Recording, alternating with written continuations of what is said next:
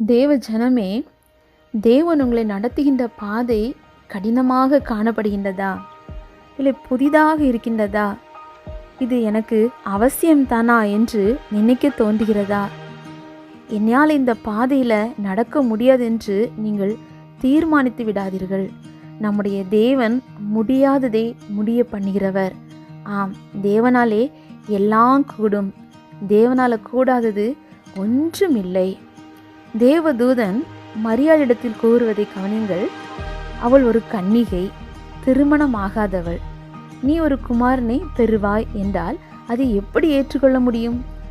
அதனால தான் மரியாள் நான் புருஷனை அறியேனே என்கிறாள். நடைமுறைகளை பார்க்கும்போது இது எத்தனை வேதனையான ஒரு காரியம். மரியாளுக்கு எத்தனை நிந்தனை வந்திருக்கும். குடும்பத்தினர்கள் ஏற்றுக்கொள்வார்களா? ஆனால் அவளோ இது தேவனின் திட்டம் என்பதை அறிந்தபோது, இதோ நான் ஆண்டவருக்கு அடிமை, உம்முடைய வார்த்தையின்படி எனக்கு ஆக கடவுது என்றாள். ஆம், மரியாள் மனப்பூர்வமாக தேவனுடைய திட்டத்தை ஏற்றுக்கொண்டாள். நம்முடைய வாழ்க்கையிலும் கூட இது முடியாது, இனிமேல நடக்காது, இழந்தது இழந்தது தான், நமக்கு இனி ஒரு வாழ்க்கையா என்றெல்லாம் நினைக்கிறீர்களா? உங்களை தேடிதான் இயேசு வந்திருக்கிறார். நீங்களும் சமுதாயத்திலே வாழ முடியும், வாழ வேண்டும்.